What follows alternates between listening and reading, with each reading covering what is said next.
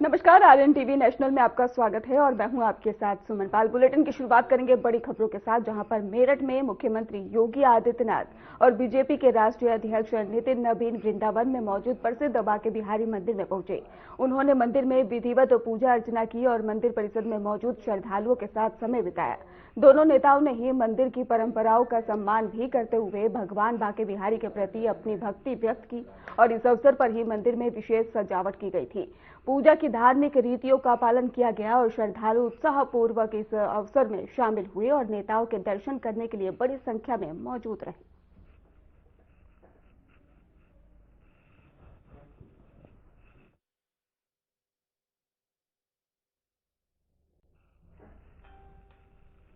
मथुरा में बीजेपी के राष्ट्रीय अध्यक्ष नितिन नबीन ने कहा कि उनकी सरकार ने अराजकता खत्म कर राज्य और देश में विकास की दिशा तय की है। उन्होंने कहा कि अगर बिहार में कभी जंगल राज था तो उत्तर प्रदेश में भी पहले अराजकता की सरकार थी, जिसे उनकी सरकार ने समाप्त किया। नितिन नबीन ने यह भी कहा कि देश के 3 बीजेपी सरकार बनी और इसके बाद ही उन्होंने ये भी कहा कि उनकी सरकार ने सनातन परंपरा और संस्कृति को बढ़ावा दिया। उनका कहना था कि उत्तर भारत के सभी राज्य अब विकास की ओर बढ़ रहे हैं।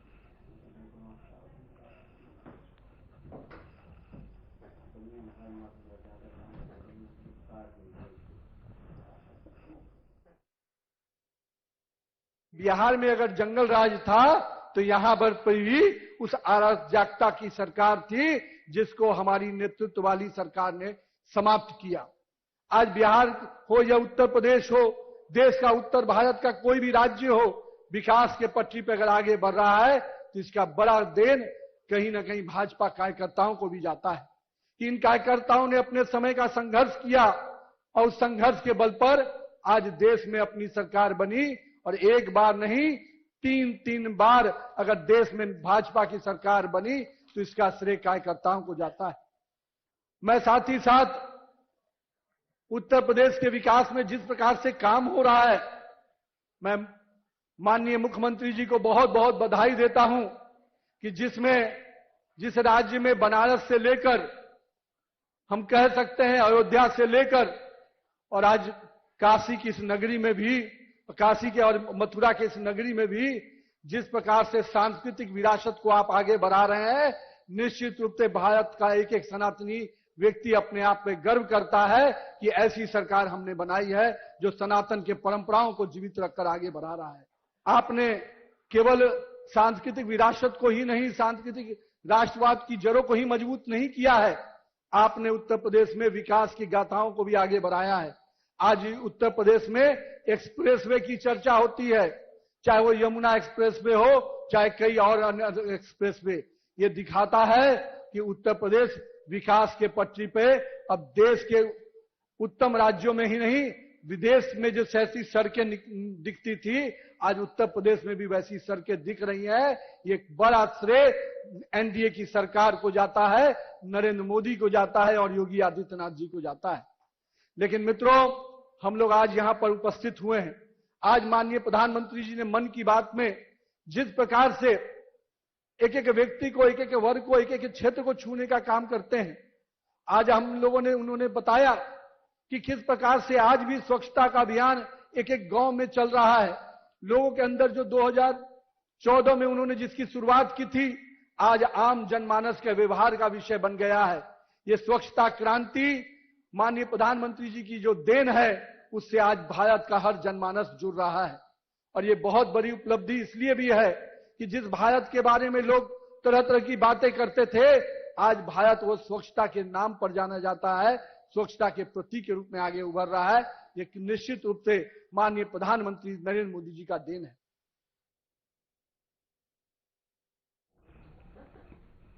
एक और बड़ी अपडेट बता दें, जहां पर मथुरा में सीएम योगी आदित्यनाथ और सीएम योगी आदित्यनाथ ने मन की बात सुनी है। मन की बात का 130वां एपिसोड सीएम योगी आदित्यनाथ ने सुना। तो बड़ी अपडेट, मथुरा में सीएम योगी आदित्यनाथ और बीजेपी अध्यक्ष नितिन नबीन भी साथ में मौजूद। मन की बात कार्यक्रम सीएम योगी आदित्यनाथ ने सुनी है। तो मथुरा में मुख्यमंत्री योगी आदित्यनाथ ने प्रधानमंत्री नरेंद्र मोदी के मन की बात का 130वां एपिसोड सुना और इस अवसर पर बीजेपी के अध्यक्ष नितिन नबीन भी उनके साथ मौजूद रहे। तो कार्यक्रम के दौरान ही प्रधानमंत्री ने देशवासियों को संबोधित करते हुए सामाजिक सरोकारों, राष्ट्र निर्माण, जन भागीदारी और सकारात्मक सोच पर अपने विचार साझा किए। और इसके साथ ही सीएम योगी ने मन की बात को प्रेरणादायक बताते हुए कहा कि ये कार्यक्रम जनता को देश के विकास में भागीदारी के लिए प्रोत्साहित करता है। तो मन की बात सीएम योगी आदित्यनाथ ने सुनी है प्रधानमंत्री की, और मथुरा में सीएम योगी आदित्यनाथ, जहां पर सीएम योगी ने मन की बात सुनी है और बीजेपी अध्यक्ष नितिन नबीन भी साथ में मौजूद रहे।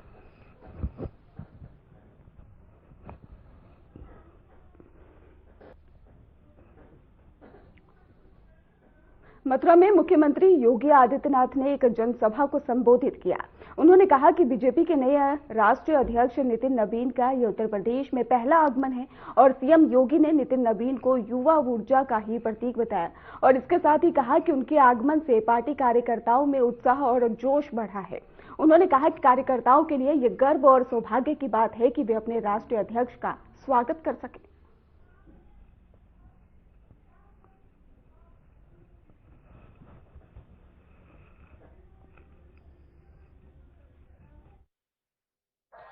उनका सबसे पहले आप सभी कार्यकर्ताओं की ओर से हृदय से स्वागत करता हूं, अभिनंदन करता हूं।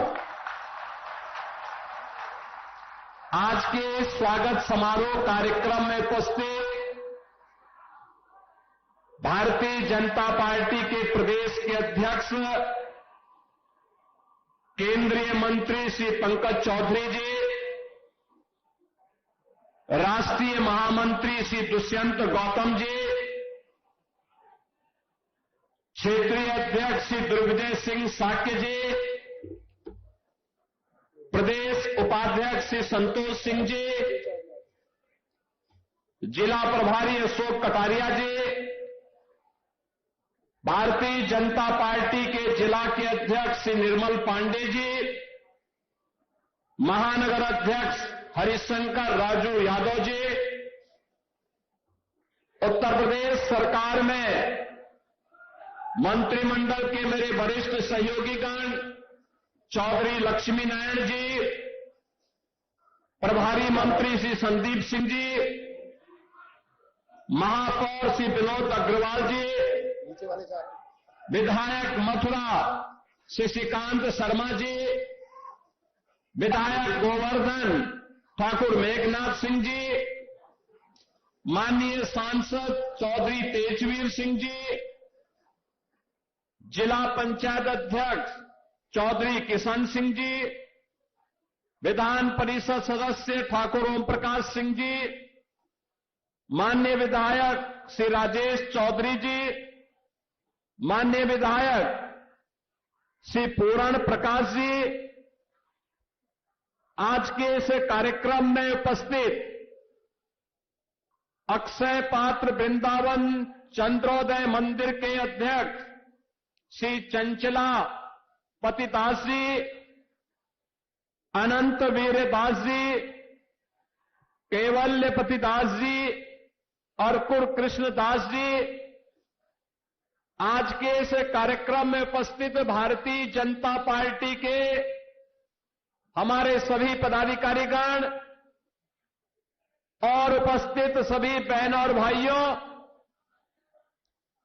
भारतीय जनता पार्टी के राष्ट्रीय अध्यक्ष के रूप में निर्वाचन होने के उपरांत माननीय राष्ट्रीय अध्यक्ष जी का उत्तर प्रदेश में प्रथम आगमन है और वहां भी उनका आगमन योगेश्वर श्री कृष्ण की इस लीला भूमि वृंदावन से प्रारंभ हुआ है। मैं इस अवसर पर उत्तर प्रदेश के सभी कार्यकर्ताओं की ओर से, उत्तर प्रदेश की जनता जनार्दन की ओर से उनका हृदय से स्वागत करता हूं, अभिनंदन करता हूं। बहन और भाइयों, हमारे राष्ट्रीय अध्यक्ष श्री नितिन नबीन जी एक युवा ऊर्जा के प्रतीक हैं। 5 बार बिहार विधानसभा में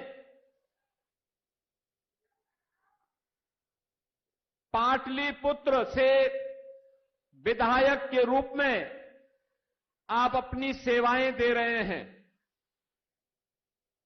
भारतीय जनता पार्टी के संगठन के भी विभिन्न पदों का आपने ईमानदारी पूर्वक निर्वहन करने के उपरांत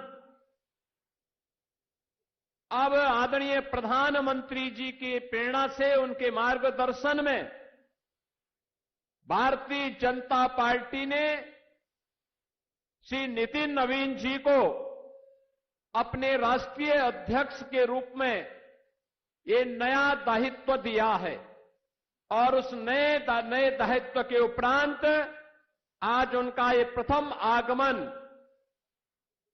योगेश्वर श्री कृष्ण की इस पावन धरा पर हुआ है।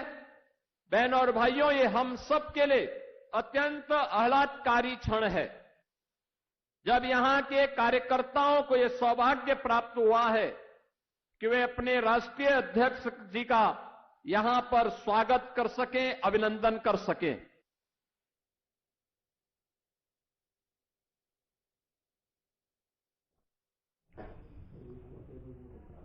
उत्तर प्रदेश के मंत्री ओपी राजभर ने कांग्रेस की हालत पर टिप्पणी की है। उन्होंने कहा है कि राज्य में कांग्रेस अब लगभग बेअसर हो गई है। उनका यह भी कहना है कि आज उत्तर प्रदेश में कांग्रेस केवल 2 विधायकों तक सीमित रह गई है और इसका कोई मजबूत संगठन या ढांचा नहीं बचा है। राजभर ने यह भी इशारा किया है कि पार्टी जनता के बीच अपनी पहचान खो चुकी है और राजनीतिक मैदान में इसका प्रभाव नगण्य हो चुका है और उनकी ये टिप्पणी राज्य की वर्तमान राजनीतिक स्थिति और पार्टी की कमजोरी को उजागर करती है। ये कांग्रेस का कुछ है नहीं। उत्तर प्रदेश में आज कांग्रेस 2 विधायक में सिमट गई है, कोई संगठन है ही नहीं।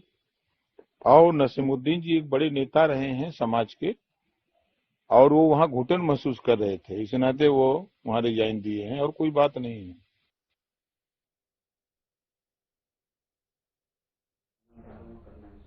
एक और बड़ी अपडेट आपको बता दें, जहां पर स्वामी अभिमुक्तेश्वरानंद के शिविर के बाहर हंगामा देखने को मिल रहा है और इसके साथ ही स्वामी अभिमुक्तेश्वरानंद ने पुलिस से भी शिकायत कर दी है।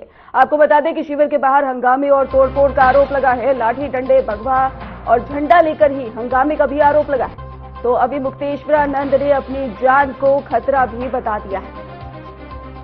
तो स्वामी अभिमुक्तेश्वरानंद के धार्मिक शिविर के बाहर ही हंगामा देखने को मिला, जहां पर आरोप है कि कुछ लोग लाठी डंडे और भगवा झंडे लेकर आए और तोड़फोड़ की कोशिश की गई। तो बड़ी अपडेट, जहां पर स्वामी अभिमुक्तेश्वरानंद ने पुलिस में शिकायत दर्ज कराई और अपनी जान को खतरे में बताया है। पुलिस ने घटनास्थल पर पहुंचकर स्थिति को नियंत्रित भी किया और मामले की जांच भी शुरू कर दी गई है और स्थानीय लोगों में भी इस घटना को लेकर चिंता का माहौल साफ तौर पर देखने को मिल रहा है। आपको बताएं कि स्वामी अभिमुक्तेश्वरानंद ने सुरक्षा बढ़ाने की भी मांग कर दी है और इसके साथ ही पुलिस आसपास के क्षेत्रों में निगरानी भी बढ़ा दी है और दोषियों की पहचान कर कार्रवाई की तैयारी भी की जा रही है। तो बड़ी अपडेट सामने आ रही है, जहां पर शिविर के बाहर हंगामे और तोड़फोड़ का आरोप लगाया गया है और इसके साथ ही आपको बता दें, लाठी डंडे भगवा झंडा लेकर हंगामे का यह आरोप लगाया गया है और शिविर के बाहर ही हंगामा साफ तौर पर देखने को मिला, जिसके बाद शिकायत भी पुलिस को की गई है।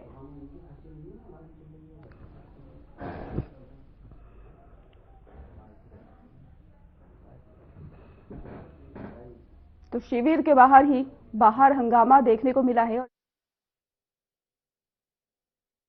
धरने का 8वां दिन जो था वो देखने को मिला और इसके साथ ही आपको दूसरी तस्वीर दिखा रहे हैं, जहां पर भगवा झंडा लेकर हंगामा साफ तौर पर तस्वीरों में दिखाई दे रहा है। बात करें शिविर के बाहर हंगामे की, तो तस्वीरें लगातार हमारे पास पहुंच रही है, जो हम आप तक पहुंचा रहे हैं। नारेबाजी का भी आरोप लगाया जा रहा है। इसके बाद ही पुलिस को भी फिलहाल मामले की जानकारी दे दी गई है और पुलिस मामले की जांच में जुट गई है।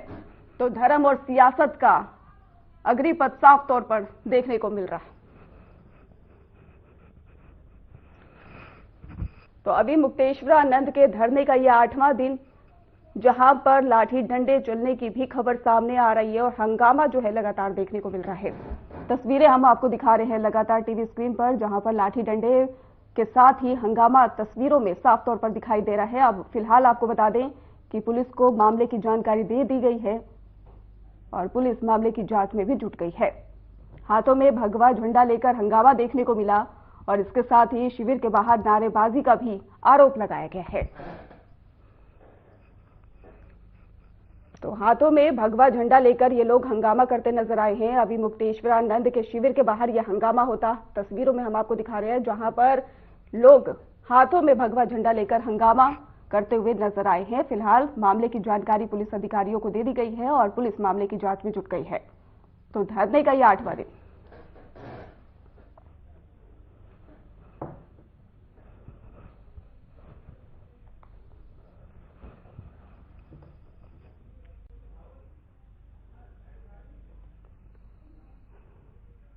एक और बड़ी अपडेट सामने आ रही है मिर्जापुर से, जहां पर मिर्जापुर धर्मांतरण केस का मुख्य आरोपी गिरफ्तार कर लिया गया है। दिल्ली एयरपोर्ट से ही मुख्य आरोपी इमरान की गिरफ्तारी का मामला सामने आया है।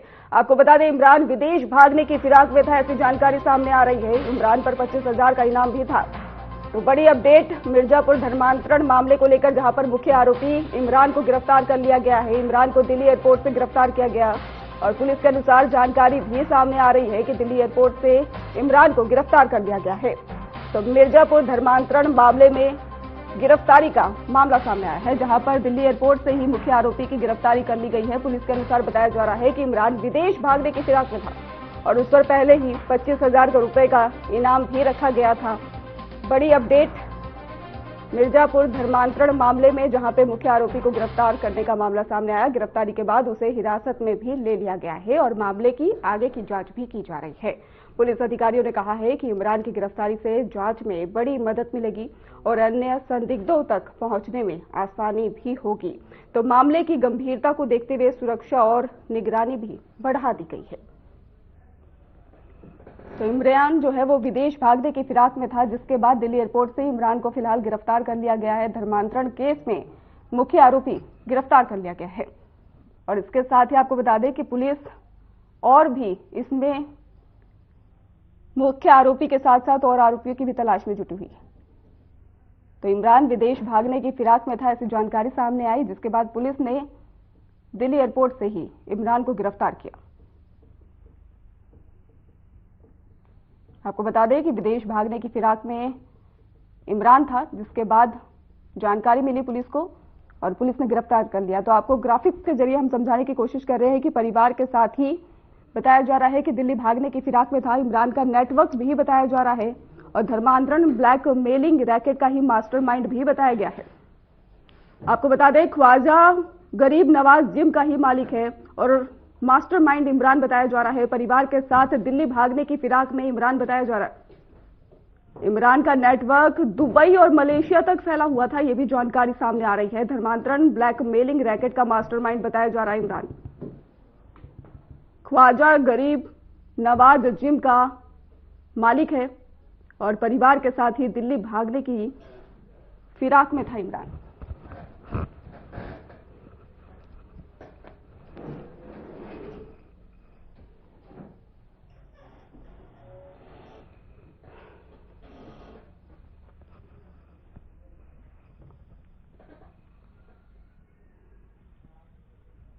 एक और बड़ी अपडेट आपको बता दें, जहां पर लिव इन को लेकर हाई कोर्ट की बड़ी टिप्पणी सामने आई है। इलाहाबाद हाई कोर्ट ने मामले में उम्र कैद की सजा भी रद्द जो है वो कर दी है। आपको बता दें, बड़ी अपडेट लिव इन रिलेशनशिप को लेकर, जहां रिश्ते टूटने के बाद रेप FIR करना गलत है, हाई कोर्ट ने साफ कह दिया है।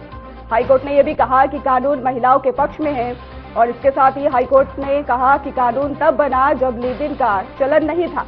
तो इलाहाबाद हाई कोर्ट ने लिव इन रिलेशनशिप में रिश्ते टूटने के बाद दायर रेप FIR को गलत ठहराते हुए उम्र कैद की सजा भी रद्द कर दी है। आपको बता दें कि कोर्ट ने कहा है कि कानून महिलाओं के पक्ष में है, लेकिन इसे बनाने के समय लिव इन का चलन समाज में सामान्य नहीं था। तो न्यायालय ने स्पष्ट किया है कि लिव इन रिश्ते जो है वो खत्म होने पर तुरंत गंभीर आरोप लगाना सही नहीं है। इसके साथ ही हाई कोर्ट ने इस मामले में ही इस फैसले में समाज में बदलती परिस्थितियों और कानून के ऐतिहासिक दृष्टिकोण को ध्यान में रखा है और ये फैसला लिव इन रिलेशनशिप वालों के लिए बड़ी चुनौती। आपको बता दें ये फैसला लिव इन और कानूनी अधिकारों पर एक महत्वपूर्ण मिसाल देखने को मिल रही है, जहां पर लिव इन को लेकर हाईकोर्ट की टिप्पणी सामने आई है। इलाहाबाद हाईकोर्ट ने उम्र कैद की सजा रद्द की है।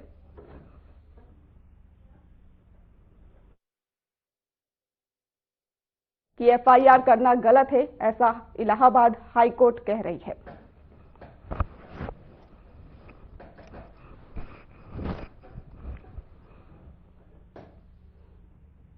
एक और बड़ी अपडेट आपको बता दें, जहां पर नोएडा में इंजीनियर का मौत के मामले में ही एसआईटी आज सौंप सकती है जांच रिपोर्ट। बड़ी अपडेट सामने आ रही है नोएडा इंजीनियर मामले में, जहां पर सीएम योगी को एसआईटी सौंप सकती है रिपोर्ट। लापरवाह अफसरों पर गिर सकती है गाज। बड़ी अपडेट, जहां पर 100 से ज्यादा लोगों के बयान भी दर्ज किए गए हैं। तो नोएडा में इंजीनियर की मौत के मामले में जांच चल रही है और इस मामले की जांच एसआईटी कर रही है और अब तक ही 100 से ज्यादा लोगों के बयान भी दर्ज किए जा चुके हैं। बड़ी अपडेट सामने आ रही है, जहां पर जांच टीम ने घटनास्थल और संबंधित अधिकारियों से भी पूछताछ की है और इसके साथ ही माना जा रहा है कि आज एसआईटी अपनी जांच रिपोर्ट सीएम योगी आदित्यनाथ को सौंप सकती है। रिपोर्ट में अगर किसी अधिकारी की लापरवाही सामने आती है तो उनके खिलाफ कड़ी कार्रवाई भी की जाएगी। एसआईटी आज आपको बता दें जांच रिपोर्ट सौंप सकती है और कड़ी कार्रवाई की भी चेतावनी अब साफ तौर पर दे दी गई है।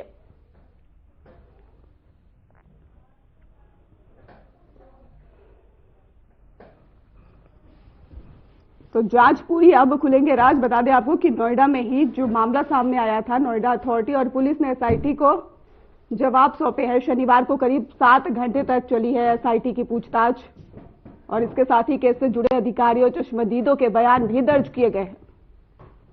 चश्मदीद मुनेंद्र और उसके परिवार के बयान दर्ज किए गए हैं। तत्कालीन अफसरों कर्मचारियों तक बढ़ा है जांच का दायरा।